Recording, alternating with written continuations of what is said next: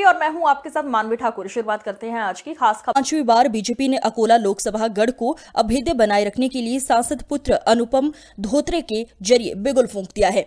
वाणी व्यवहार और जनसंपर्क में अपने पिता की छाप रखने वाले अनूप धोत्रे की उम्मीदवारी से बीजेपी कार्यकर्ताओं में खुशी का माहौल है। अनूप धोत्रे ने पहले कोई चुनाव नहीं लड़ा, लेकिन वो लोकसभा के जरिए पहले चुनाव लड़ रहे हैं। वो कुछ महीनों के लिए अकोला लोकसभा चुनाव प्रमुख रहे। उन्होंने इससे पहले अकोला लोकसभा निर्वाचन क्षेत्र स्तरीय सामान्य स्वास्थ्य शिविर का सफलतापूर्वक आयोजन किया।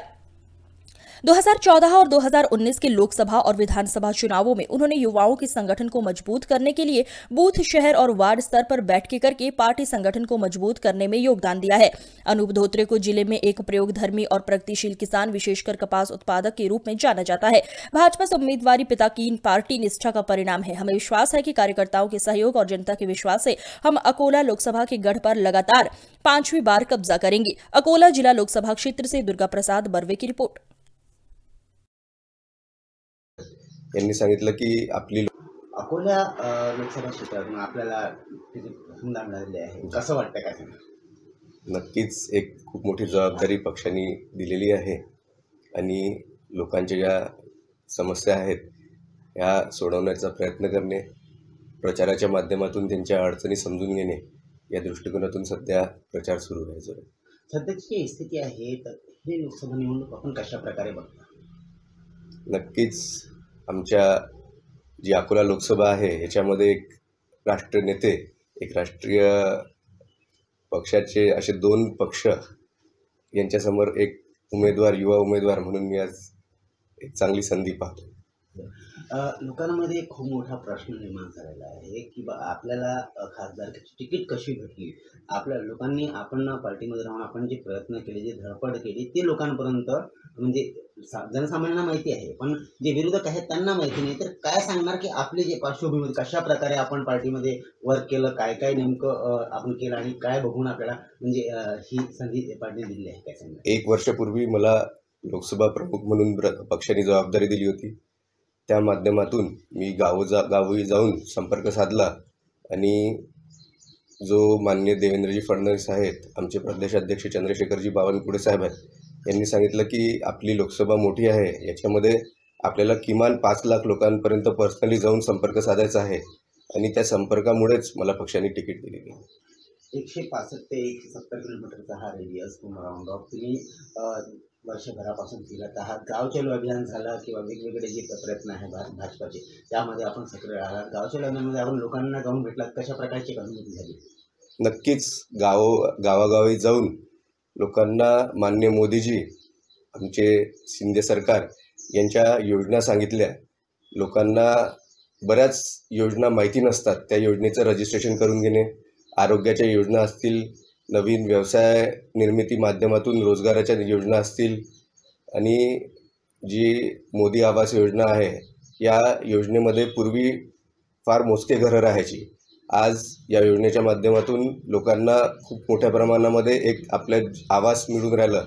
अशा ज्या विविध योजना आहेत, जलजीवन मिशन आहे, आज कुठल्याही गावामध्ये गेलं तर जवळपास तिथे पाणी उपलब्ध झालेलं आहे. पिण्याचं पाणी असेल, रोज वापराचं पाणी असेल, अशा सगळ्या ज्या व्यापक योजना आहेत, सर्वसामान्य लोकांसाठी योजना आहेत, या गाव चलो अभियानमधून आम्ही लोकांशी संपर्क साधून या सगळ्या योजनेची त्यांना माहिती दिली.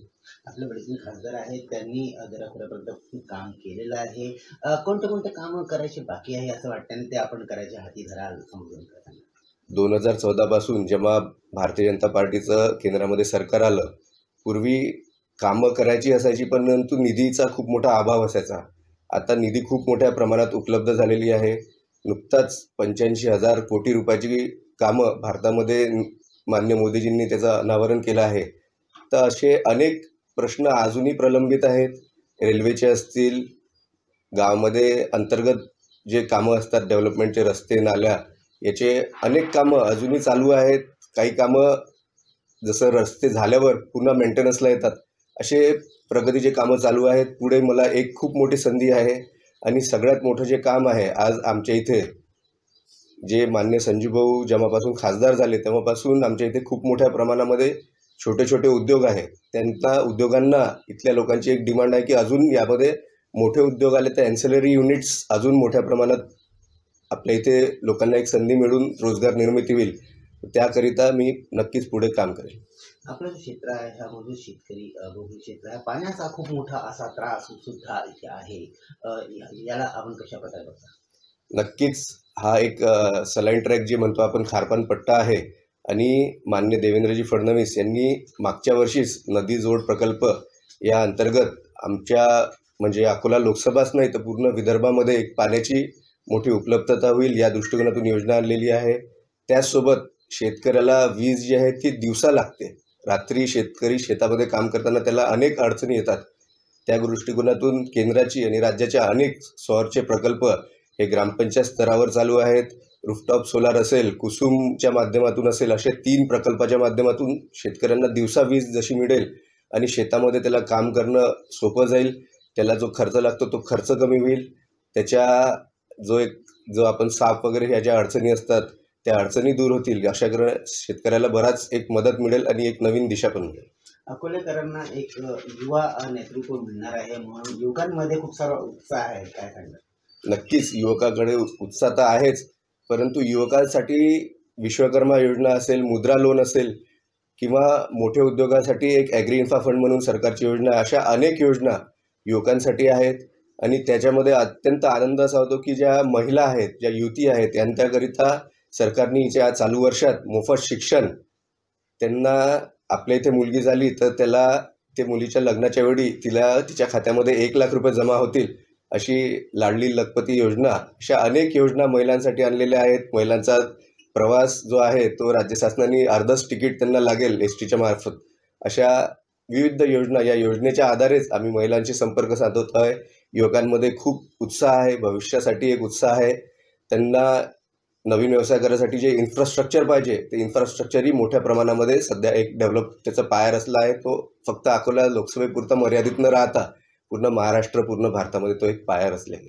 अकोला जिल्ह्याची एक ऐतिहासिक पार्श्वभूमी राहिलेली आहे. अकोला जिल्हा हा देशभरामध्ये नामांकित आहे. अंतर्मनाची गोष्ट जर बघितली तर अनुप दादा, आपण मला सांगा, आता तिकीट भेटलेले आहे, अंतर्मनातून काय नेमकं कशा प्रकारचं स्वप्न आपण अकोलेकरांसाठी बघत आहात, काय सांगा? माझं जे अकोलेकरांसाठी स्वप्न आहे त्या दिशेने आम्ही सध्या वाटचाल केलेलीच आहे. परंतु यामध्ये जो सर्वसामान्य माणूस आहे, हा सर्वसामान्य माणूस पूर्वी त्याचा एक विचार होता की आपण याच चाकोलीमध्ये आपल्याला जगायचं आहे, आपण याच्या पुढे आपल्या आयुष्यामध्ये आपण याच्यापेक्षा मोठं होऊ नाही शकत. परंतु माननीय मोदीजींनी एक नवीन संधी जी उपलब्ध करून दिली आहे, आपल्या देशामध्ये एक प्लॅटफॉर्म निर्माण केलेला आहे आणि ज्या दिशेने आपली इकॉनॉमी चालली आहे आणि एक जो मायग्रेट व्हायचा, ब्रेन ड्रेन म्हणू शकतो किंवा लेबर हा मायग्रेट व्हायचा, हा छोट्या शहरातून मोठ्या शहरात जायचा, तर हा आता सिनारिओ चेंज होत मोठ्या शहरातले लोक परत आपल्या गावी येऊन आपल्या आईबाबांसोबत राहून आपल्या आईबाबांची सेवा करून आणि आपल्या भागामध्ये रोजगार निर्मिती करू या दिशेने काम करतात. पक्षप्रश्न आपल्याला तिकीट दिलेली आहे, त्यांचा धन्यवाद आपण कशा प्रकारे कराल? आपली जी लोकसभा क्षेत्रातली जी मतदार जनता आहे त्यांना कशा प्रकारचा एक संदेश आपला राहणार आहे? आमचे पक्षाचे नेते माननीय नरेंद्रजी मोदी, माननीय अमित शहा हे एक बूथ लेवलचे कार्यकर्ते होते. ते बाहेर जरी एक देशाच्या बाहेर आंतरराष्ट्रीय नेते आहेत, परंतु नुकताच अमित शहा हे अकोल्याला आले होते आणि त्यांनी आमच्याशी एक कार्यकर्ता म्हणून संवाद साधला. तर या लोकांना आम्ही नेते म्हणावं की कार्यकर्ते म्हणावं हेच आम्हाला समजलं नाही आहे. आणि कायम यांच्याकडनं आम्हाला आमचे देवेंद्रजी फडणवीस असतील, आमचे स्थानिक नेते रणधीर सावरकर असतील, यांच्याकडनं कायम आम्हाला ऊर्जा आणि मार्गदर्शन मिळत राहतं. आपल्या लोकसभेत जनतेला काय काय संदेश राहणार आहे? लोकसभेच्या जनतेला एवढंच आवाहन करेल की सरकारच्या ज्या सगळ्या योजना आहेत ह्या योजना आपण स्वतः समजून घेणे आणि इतर लोकांना या योजनेचा लाभ देणे हे माझं कायम त्यांना आव्हान राहील.